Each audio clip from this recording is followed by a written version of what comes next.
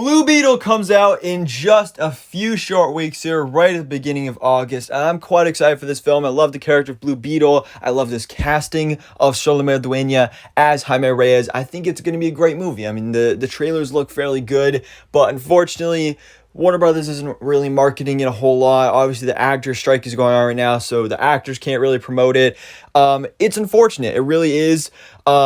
And right now, it's pretty much up to the Blue Beetle Battalion. If you guys haven't heard, it's basically like anybody who wants to support this film, like you got to promote it yourself. So like a bunch of fans are assembling together as the Blue Beetle Battalion is what they're calling themselves, on Twitter and like Instagram and everybody and just promoting this movie. So if you guys want to join the Blue Beetle Battalion, go for it, promote this film, tell everybody about it, and let's spread some news. But one of the few people who did work on this movie who actually can promote it is the director, Angel Manuel Soto, because he's the director. You know, the writers are on strike and the actors are on strike, but there's no director's strike going on right now. So Angel Manuel Soto can promote this movie, and he has been at the world premiere and been doing interviews and all that stuff.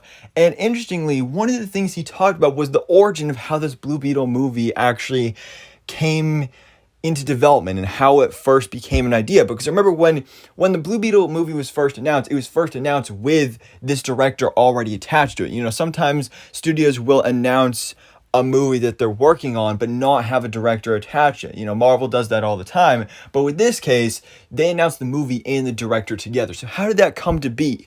Well, he actually revealed in an interview just yesterday that originally he didn't want to do a Blue Beetle movie. That was not his plan. He went into Warner Brothers and he pitched a bunch of movies to DC.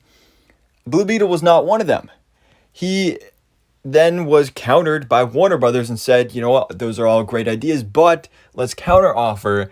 There's this character that we've been developing and we want to make a movie about.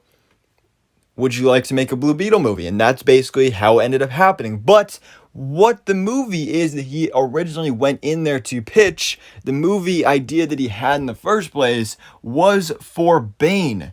Of course, the Batman villain, Bane, which is quite interesting. I think makes sense, actually, in some regards, especially considering that, of course, Angel Manuel Soto, a big part of this whole fascination with Blue Beetle, and one of the biggest parts of this movie is that you're having a Latino superhero and you're bringing that Latino heritage into it, and that diversification and that culture. And I think that's great. And I love that we're going to be seeing that in Blue Beetle. But that's also something you could do, and honestly should do, with the character of Bane. We've had Bane in live action multiple times before, but he's always been played by a white guy when he should not. But the idea of a Bane solo movie is really quite interesting because it's something I've talked about plenty of times before on the channel in the past. Because there's been rumors about it.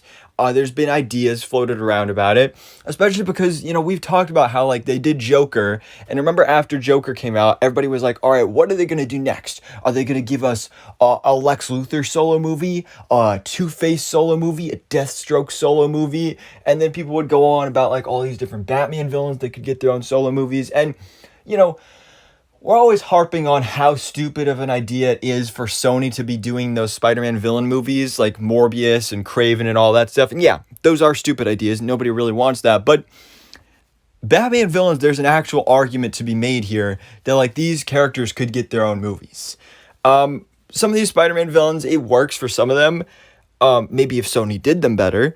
But, you know, there's the potential there, but there's even more potential for Batman villains. I've made multiple videos on the channel, again, in the past, about some of these great Batman villains that, you know, they've been in Batman movies before, but they don't really get their time to shine. They don't really get the time to develop their whole origin in depth.